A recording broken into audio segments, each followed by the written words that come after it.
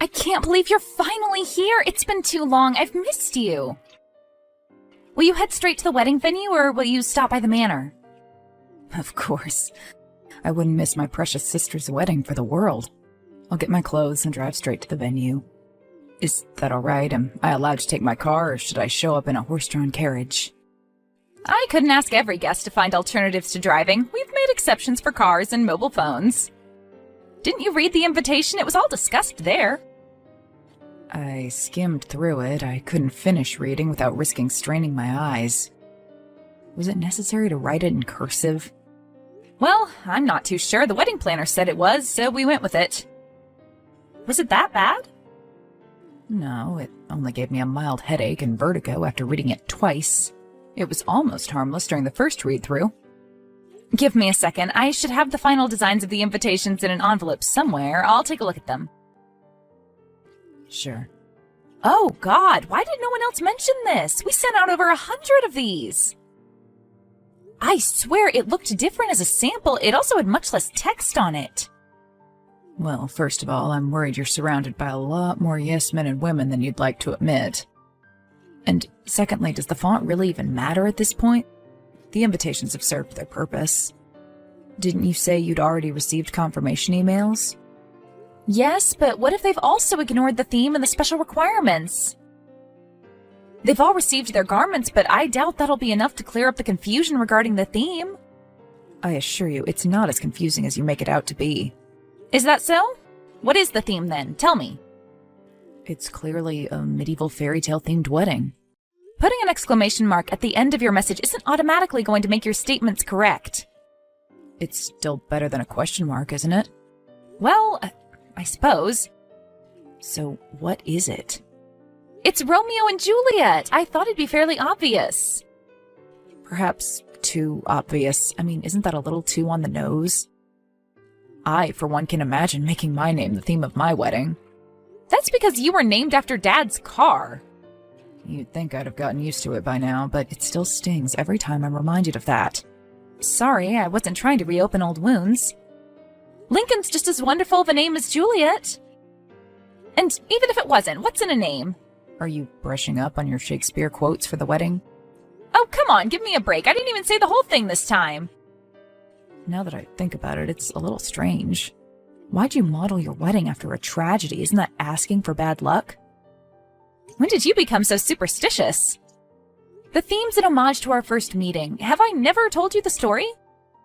I met Christopher when we were cast as Romeo and Juliet in our high school play. Did anyone else bother auditioning for the role, or was it assigned to you without contention? Very funny. At least I got to act in actual plays. I guess that's one of the perks of attending a co-ed school. Our boarding school's theater program strictly forbade putting on plays with female characters in them. If it makes you feel any better, you can always act out scenes at my wedding. Which scenes? Those that don't involve death. Out with tragedies. We're revising Romeo and Juliet as a romantic comedy. Well, it's more of a romance than a comedy. We'll change some things around and get our happily ever after at the end. It all sounds a bit chaotic, but it's your day. Do as you please. It won't be chaotic. I have everything planned out. We had a stage constructed and everything. We're going to have the costumes and the decorations, obviously, but we're also going to structure the whole wedding as a play. We'll have a prologue and an epilogue, and in between we'll have the readings and people acting out scenes. Oh, and we'll have a musical prelude. It's going to be a magical day. You've really put a lot of effort into this, haven't you? Well, yes, it's a once-in-a-lifetime occasion. Is the groom just as excited? He is. He hasn't been involved in the whole planning process. He's only seen bits and pieces of things, so I'm betting he's going to be pleasantly surprised when he sees everything come together so beautifully. I'm sure he'll love it. I'm normally not a big fan of these grand events, but I'm looking forward to tomorrow.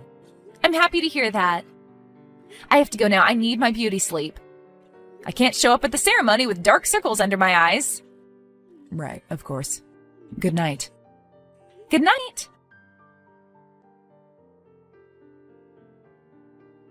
Christopher, dear, where are you? The bride texting on her smartphone doesn't really go with the theme. Are you all right? Are you stuck in traffic? The orchestra's waiting for my cue to start. We can delay the ceremony for an hour or two, but any longer than that, and we won't be able to keep up with the schedule. I'm sorry, Juliet. I can't do this. What? I thought you liked the orchestra.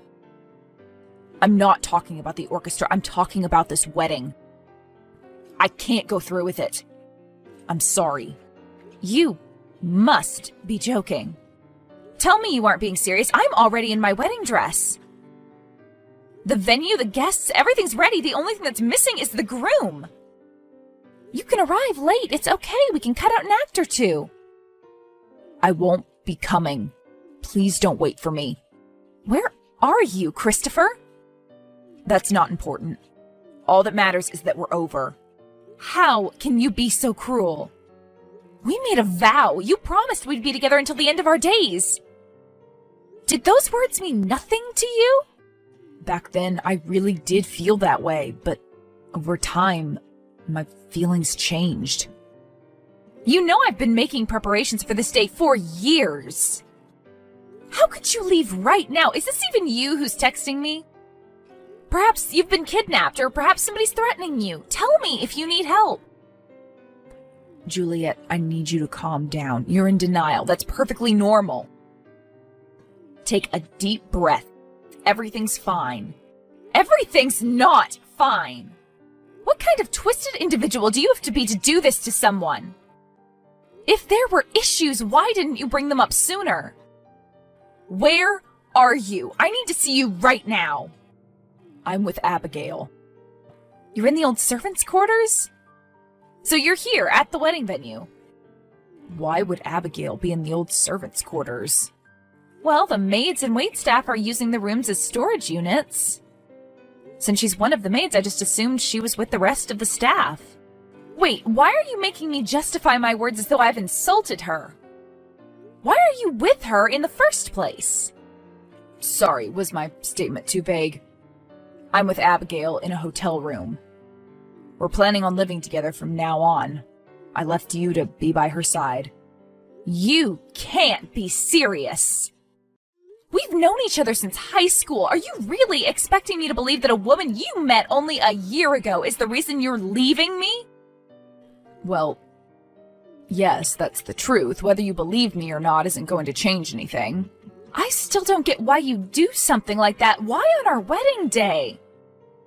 Isn't the answer clear? I fell in love with her. She's so gentle, sweet, and loving, despite the world constantly trying to bring her down. The day I looked into her beautiful, sorrowful eyes, I knew I wanted to hold her in my arms and shield her from harm the rest of my life. Could you please stop gushing about her? You're the one who asked for an explanation. I tried my best to win over these feelings, but with each passing day I could tell we kept drifting further and further apart. I know my decision doesn't make a lot of sense to you, but the heart wants what it wants. Heart? Love? Do you think it's that easy to fool me? What you're doing right now isn't motivated by love. You are trying to hurt me. You deliberately chose the day that caused me the most pain. That's not true. I never meant to hurt you. I got dressed, I got into the car until the very last second. I believed I'd be marrying you, but then I was overcome with emotion and realized I just couldn't bring myself to drive toward the venue. Overcome with emotion? You're unbelievable. What am I to do now? Should I go out there, get a mic, and tell everyone the wedding's off? I can't do that. What else is there to do? Come back and tell them yourself. What? That's the least you could do for me. Come here and tell everyone we're no longer getting married because you cheated on me with one of my maids. I can't do that. I don't want to demean my one true love in front of our guests. So you'd prefer me to be the one who demeans her? She did nothing wrong. Why'd you drag her into this? Please, let's just part peacefully. Perhaps that would have been possible had you asked to break up before the wedding, but it's too late now. Are you ready to lose all your connections in the span of about 10 minutes? Your boss, your coworkers, your friends, and family members, all of them will denounce the man who left his pregnant fiancé at the altar. What are you talking about? Are you planning on lying about being pregnant just to gain their sympathy? Please don't do anything you'll regret in the future. Why'd I need to lie? I was going to tell you after the ceremony. It was supposed to be my surprise wedding gift for you. How long have you known about this? I found out last week. I don't know what to say. Are you sure the baby's mine? Could you have come up with a worse response? Of course the baby's yours. If it's still here after what you've put me through today, you're welcome to take a DNA test. I'm sorry, I didn't mean to ask that. I wasn't thinking straight. I just can't believe this is happening to me. To you, and only you? How do you think I feel? Today was supposed to mark the beginning of our big happy family, but you've ruined everything, all of it. I don't know what I'm supposed to do. Would you like me to come back? It's still not too late, right? I can make up an excuse and we can go on with the ceremony. Were you always this shameless? What about your one true love? Aren't you worried about her? Of course I am, but that doesn't mean I'm going to run from my responsibilities. Does she know? What? That you've been two-timing me. Was she aware of that this whole time, or did you lie to her and told her we were on a break or preparing to separate? She knew we were still together. I didn't want to lie to her. Yet you had no problem lying to me. Do you want me to keep apologizing endlessly? Let's just be adults about this and decide what we're going to do. I've already told you what I want from you. Confess your wrongdoings in front of our guests, and I'll consider letting you see the child every once in a while. All right, I'll do it as long as I get to keep Abigail's identity secret. I don't want her to suffer as a result of my reckless actions. Could you do me that one favor? For old time's sake.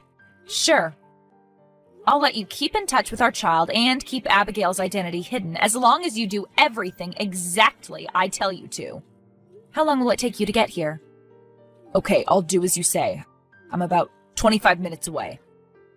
I'll come alone. Perfect. Are you still wearing the clothes we picked out? What does that have to do with anything? You said you'd do everything I told you to. I spent so much of my time and resources on this ceremony. The least you can do is play your part. I'm confused. We'll make an announcement about the breakup after the ceremony's over. It's just one performance. Do it for the sake of our child or your lover's reputation, whichever works for you. Are you sure you aren't planning on having your guards detain me as soon as I enter? In front of 100 guests? Don't be ridiculous, I'm not that petty. All you have to do is come here and do as I say. And you promise this will be the end of it? I promise, I'll honor my word. All right. I'm ready to give up on my wealth and reputation to be with my beloved. Whatever you say.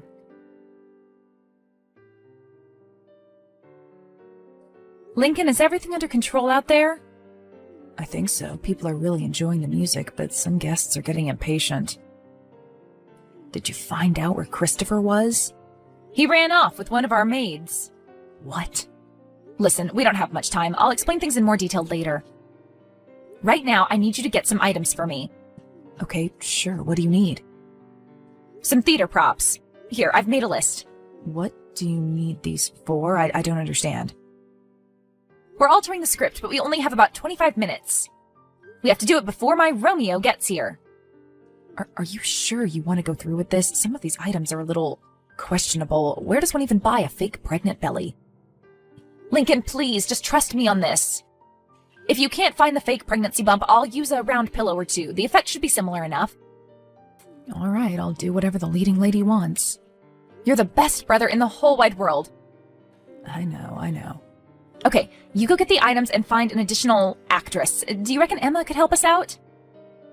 I'm sure she wouldn't mind. We've done crazier things. Fantastic. Now I just have to redo my hair and makeup. I look like a mess. Oh, and I need to have a chat with some of the guests. We'll have to hurry, but I'm sure we'll manage to get everything done in time. I'm already on my way. The ceremony started 2 hours late. The music, the costumes, the food, and the decor was all perfect. Everything was going according to the script up until the actual wedding scene. A quick costume change revealed the now pregnant Juliet ready to marry her true love as their families rejoiced. Out of the blue, a woman dressed as a maid frantically cut through the crowd and embraced Romeo, who, after sneaking a glance at Juliet, reluctantly held on to her. The music turned somber as the narrator explained that without the thrill of the forbidden romance, the couple's infatuation with one another had faded. Bored and still very much irresponsible, Romeo had sought comfort in the arms of another. The groom leaves with the maid by his side. Distressed, Juliet grabs a conveniently placed dagger and plunges it into her heart. But something's not quite right. Her brother runs onto the stage as the stupefied audience watches on and starts screaming for help, dialing 911 on his phone. Terrified, Romeo and the maid rush to her aid, and then applause. Some of the guests in the audience start clapping loudly as the rest join in hesitantly. Juliet gets up, takes the hands of her brother and the maid, and bows. Thank you, thank you. They thank the audience as the curtain falls. Perhaps I did go a bit overboard with the dramatics, but didn't he deserve it? He wanted to make a big show out of our breakup, and I gave him just that. I've always known my brother was a great actor, but I didn't expect his girlfriend to play the role of the maid so well. She had tears in her eyes and everything. As promised, I will not take visitation rights away from Christopher. As for Abigail's identity, well, after his shaky confession at the wedding, I'm sure people won't have much trouble putting two and two together if they ever decide to so much as dine together in public. I'm sure he'll manage to get back on his feet someday, but he'll definitely have to bid farewell to his career in politics. Anyway, I won't make the same mistake twice. I'll play it safe and choose a less tragic theme of my next wedding.